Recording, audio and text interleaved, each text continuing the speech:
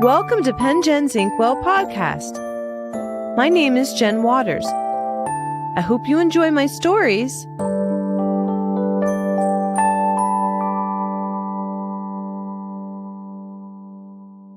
The Great Magician's Feather Pen is my fictional fairy story of how my blog, PenJen's Inkwell, came into existence.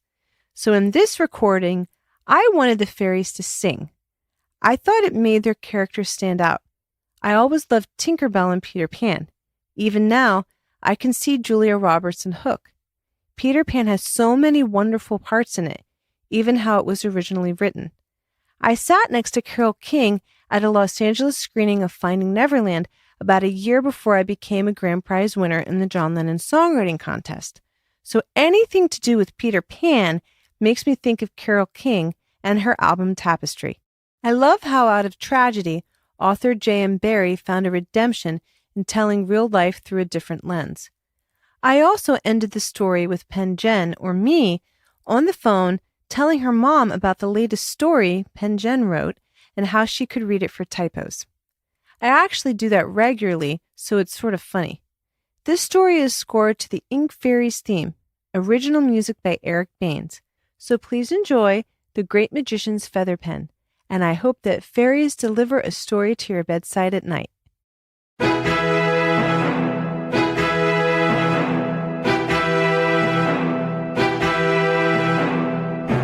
"I've run out of ink for my pen," said the great magician of the Kingdom of Reynes as he dumped his ink jar. The magician scratched his feather pen across the handmade paper, only to make a faded line. "Where are you, Ink Fairies?" he called out the window. "I need more ink.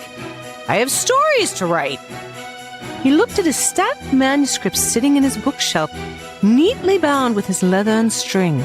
Like all magicians, the great magician had a special gift that distinguished him in the kingdoms. His was storytelling.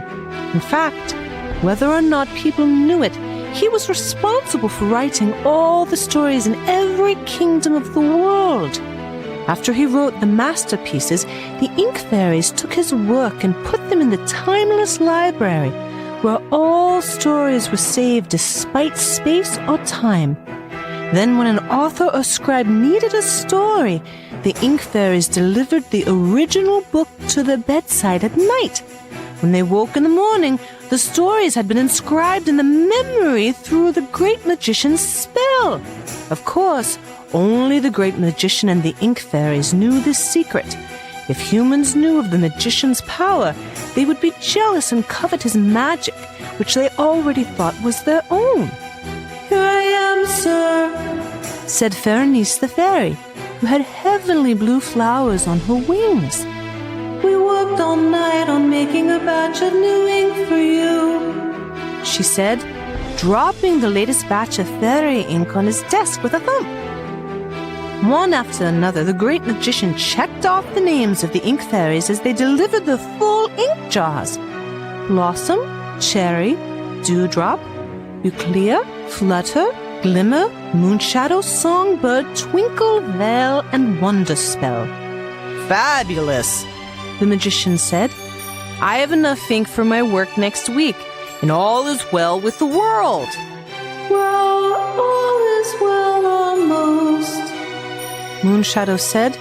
It was so bright that she always had a shadow behind her. "What is it this time?" the great magician said. "Let me guess. The ink press is broken again." "No, not exactly," Cherry said. "It's more like the Evil Squid Ink sent us a letter on seaweed parchment." "What does he want now? Squid can stay at the bottom of Lake Doom and stop trying to steal my stories," the great magician said. "He always wanted your ink," Blossom said, sitting on the magician's shoulder. "He can't write stories like you. I wouldn't worry if I were you," Dewdrop said, cleaning her ink bottle with her shiny wings. "No, I would worry," Euclea said. "The Evil Squid Ink is evil for reasons. He wants to take over the ink press." Flutter fluttered over to the magician, handing him the threatening note on seaweed parchment. Great magician, I am coming for you. I will take your ink press for my own. I am the evil Squid Ink, and you're only a half-breed magician who comes up with fairy stories that have taken over the minds of children and their parents for far too long. My ink will now be known throughout generations. Your ink press in the timeless library will be mine. This is war. Leave the Kingdom of Reynes before I force you out with my evil Squid Ink army. I am the only one with ink. You've never been anything other than a plagiarizing fool. Truly, the evil Squid Ink. What shall we do now? Glimmer said. There must be a glimmer of hope somewhere. There always is. We must secure the ink press, Vale said. And then we must prepare for a fierce and long battle. I will call for the neighboring fairies to come to our defense, Songbird sang, flying across the magician's office. None of that will defeat him, the magician said. I must write what's happening in a story, and it must get published in the human world so they can know the lies of the evil Squid Ink. It's the only way to defeat him for good.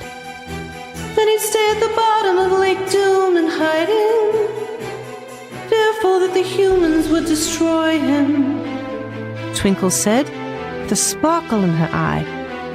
The story must make it to the timeless library by midnight of the last day of the month for it to be available to its author in this season.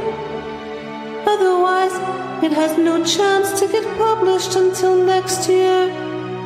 This means that I have 3 days, the magician said. I will need constant ink and no distractions. Then, you must deliver the story to the timeless library and its author without delay.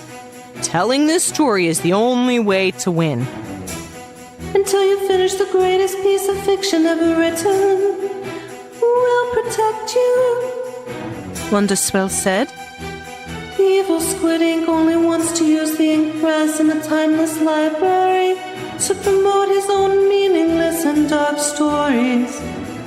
That will never happen, but we must deliver the story to an author who isn't jealous of the magician's storytelling magic, Berenice said.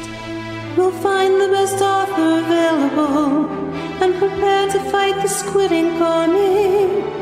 Day and night for the next 3 days, the magician worked tirelessly on the story of the evil Squid Ink. More ink, the great magician said, rubbing his sore wrist. I must have more ink. Fairies, where are you? In the meantime, the evil Squid Ink descended on the magician's castle, throwing deadly ink bombs. As Berenice delivered the jars of ink, the other fairies defended the Kingdom of Reynes from the evil Squid Ink army. They sent fairy dust into the squid tentacles, causing confusion so they couldn't throw the ink bombs.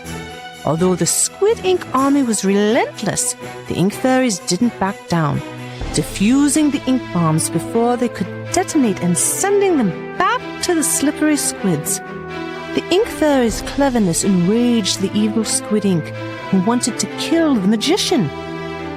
I'll settle with this myself, he said, growling. The world will know my stories. As he made his way to the great magician's chambers, the fairies fought him until he arrived at the wizard's door. I must finish this story, the magician said, placing his feather pen behind his ear. I'm on the last chapter. He scribbled and scrawled as quick as he could of the horrors of the evil Squid Ink, ending the manuscript with this sentiment. And so the horrendous creature hid at the bottom of Lake Doom for the rest of time, never to use words against humankind. Instead, stories were only used for the good of men and women alike. The end. Quickly, the magician called to the Ink Fairies. Take my manuscript to the timeless library, register it among the books of time, and then deliver it to its author and scribe among humankind. Hurry! There is no time to waste. As Berenice and a group of fairies from the neighboring kingdoms flew through the window to pick up the masterpiece, the Evil Squid Ink blew open the front door of the great magician's chambers with an especially potent ink bomb. "Fly as fast as you can," the magician said, sending the fairies on their way to the timeless library as the Squid Ink army chased them with ink bombs. While the fairies took off, the Evil Squid Ink wrestled the great magician on the chamber floors. "I will end your version of the story," the Evil Squid Ink screeched, wrapping his tentacles around the magician's throat. "Never," the great magician declared. "This is not your story to tell, and I will not let you tell lies to the world." The Evil Squid Ink almost strangled the magician with its arms until the magician stabbed him with his feather pen. "This pen is sharper than a knife," the magician said, as the vermin slithered into the hall bleeding. Of course, the beast crawled away before the magician could kill him, and it shrank back into Lake Doom with his army. "You got away," the wizard said, stumbling into the hall. "I knew the only way to truly defeat you was to tell your story." Meanwhile, Berenice and the fairies expedited the story of the Evil Squid Ink through the timeless library, registering it with a special code in a category all its own: stories that save the fate of humankind and their children. Before the Evil Squid Ink could reorganize himself for another attack, Berenice delivered the manuscript to the bedside of Pen Jen, an American author who was well known for her children's magazine, Pen Jen's Inkwell. When she awoke in the morning, she scribbled notes on paper by her bedside and made an outline during breakfast. With the story at her bedside, the great magician's spell overtook her imagination with vivid images and characters. "I've come up with the best story yet," she told her mother on the phone. "There's this magician with a feather pen, and he has ink fairies who give him magic ink to write classic stories for all humanity, and a squid that's jealous of the magician's enchanted stories. It's going to be marvelous. I'll let you read it for typos when I have the first draft." By the time the manuscript was a published bestseller in New York City, the Evil Squid Ink was so afraid the humans would kill him and his Squid Ink army that he stayed at the bottom of Lake Doom for eternity, never to threaten the great magician again. All the while, the great magician, with the help of his ink fairies, kept writing the stories that humankind loved. His magic feather pen had never been so delightful.